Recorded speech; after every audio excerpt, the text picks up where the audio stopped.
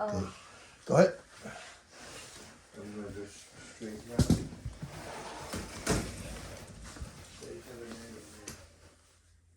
He's reading now. He had done all that was necessary in receiving and issuing of the orders for tomorrow's battle. There was nothing more to be done, but he was haunted by certain thoughts, the simple, clearless, and therefore the most painful thoughts that refused to leave him in peace. He was well aware that tomorrow's engagement would be the most ghastly battle he had ever taken part in, and for the first time in his world, or any effect it might have on other people, but purely in relation to himself and his own soul, it seemed so vain, almost a dependable certainty, sharp and terrible. And from the heights of this vision, everything that had once tormentally preoccupied him seemed suddenly bathed in a cold white light with no shadows, no perspective, no outline. His whole life seemed like a magic lantern that he had been staring at through glasses by artificial light.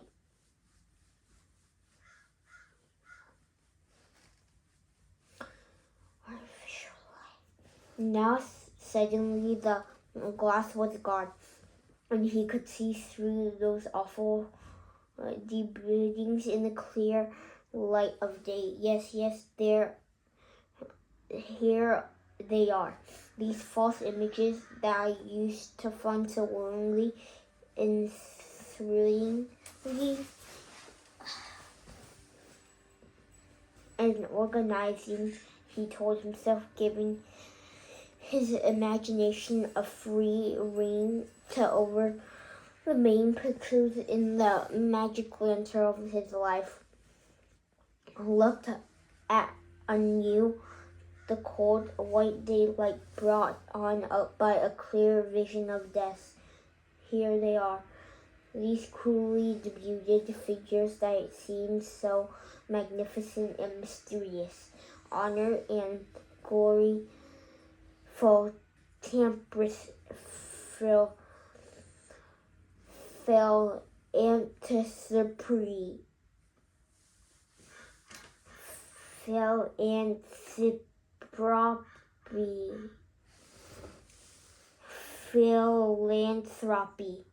philanthropy, love of a woman, love of a fatherland. How grand it looks, so simple, colorless, and cruel. In the light of the morning, I can feel come upon me the three main regrets in the death of his father.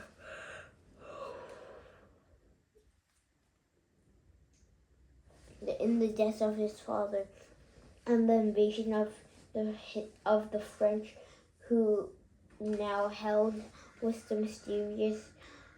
How I loved her, and I made all of those romantic plans and love a happiness with her.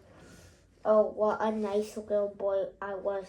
She spread out loud. I believe in some ideal, kind love that would we keep her faithful while I went away for a whole year. Like a gentle turtle dove in the... She was supposed to pine away waiting for me, and now everything's so much simpler. It's so horribly simple. My father too did all that building at Bald Hills, and he thought it was his place, his land, his air, his peasants, but then along came Napoleon. Without even knowing his existence, he swept him away like a wood chip on his path, and left Bald Hills and all of his life in the ruins. Princess Maria says it's a betrayal from above. What's the trial when he's gone and will never return, never again? He's gone forever. So, who's the trial for?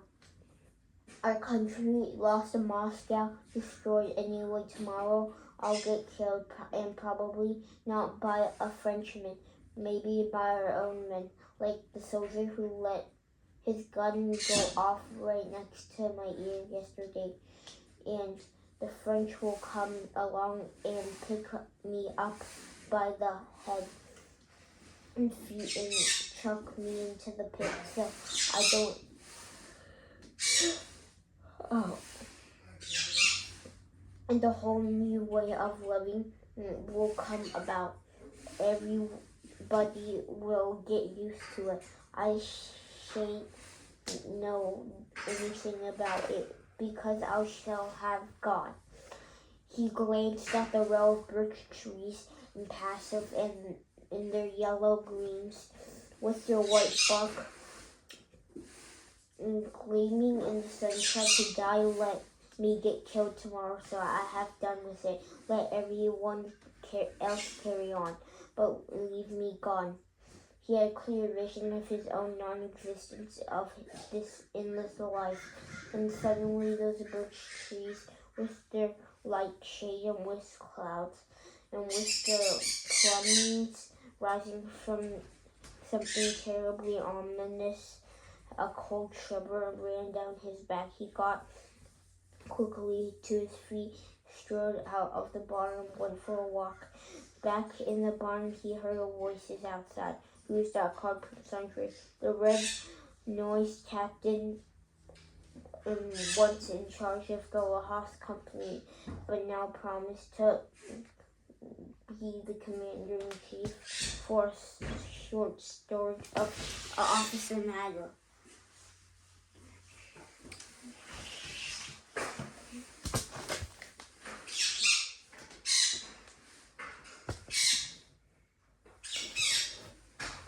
Shortage of officer material in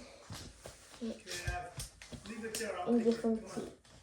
He was followed by Prince Andre. He got so rapid to his feet, listening to what the officers had come to. I told you to be ready by 1.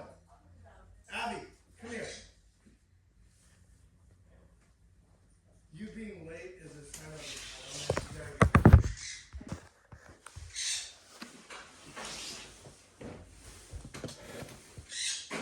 The gist of the regimental paymaster. Prince Andre got rapidly to his feet, listening to what the officers had come to talk about, issued for 1 or 2 instructions, and was just about to send them on their way when he had heard a voice outside. The barn is sibilant, tone seemed familiar. What the devil was that? Said the voice of someone in the mid-stumble. Prince Andre looked out just in time to see Pierre reeling. He had tripped over a stake lying on the ground and almost lost his feet. Prince Andre had a great distaste for seeing people from his own moments of anguish when he had gone through his last visit to Moscow. Well, I never, he cried. What's the clerk of the fate brings you here? You're the last person I expected, as he was saying. This, his eyes and his whole expression delayed more than the coldness. They had displayed the hostility and was not lost on Pierre. He had approached the barn in the state of a high excitement, but now after the one look Prince Andre's face, he felt crushed and embarrassed.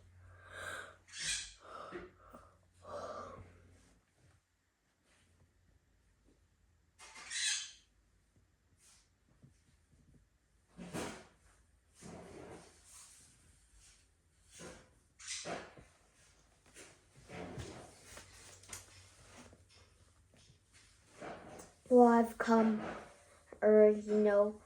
just come along. I think it's interesting, said Pierre.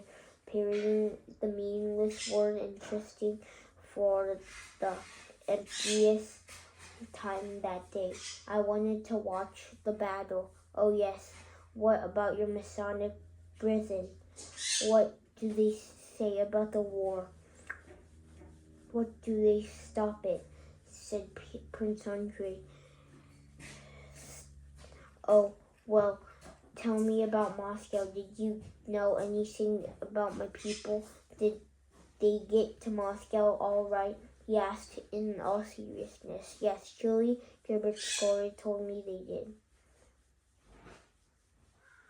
Julie Gerbitskoy told me they did. I went to see them. They weren't there. They'd gone out to your Moscow state. Chapter 25.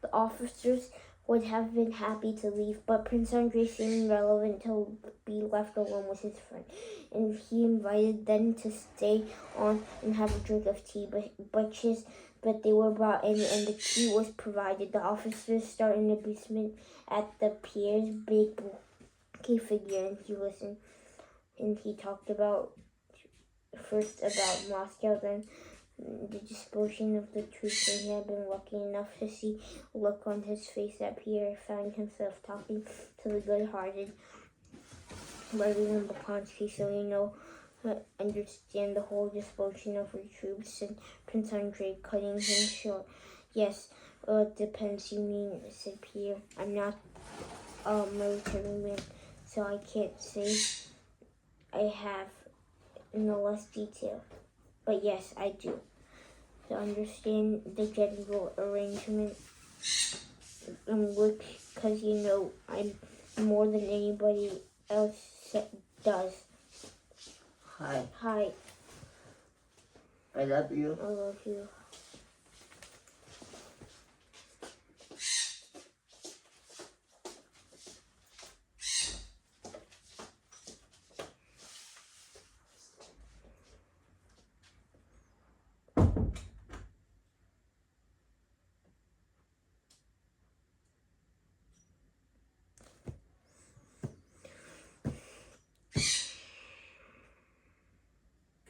So you know the whole dispersion of our troops, said Prince Andre, cutting him short.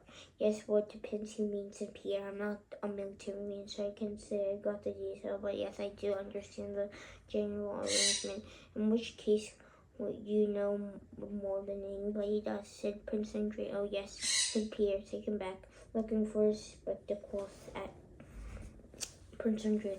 Well, anyway, how do you feel about Kutuzov's appointment? I was pleased about it, and that's all I know, said Prince Andre. Well, it's your opinion about the lawyer. All sorts of things were being at him, and something about him in Moscow. What do you make of him? Ask them, said Prince Andre, infecting the officers. Chapter 26.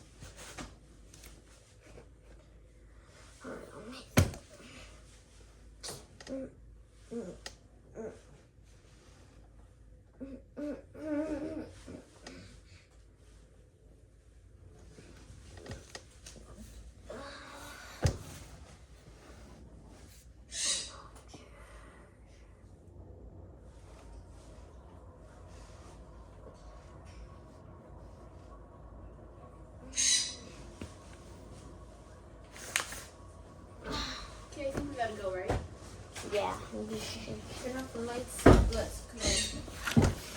I think you have a dental appointment, and I'm going to Kai's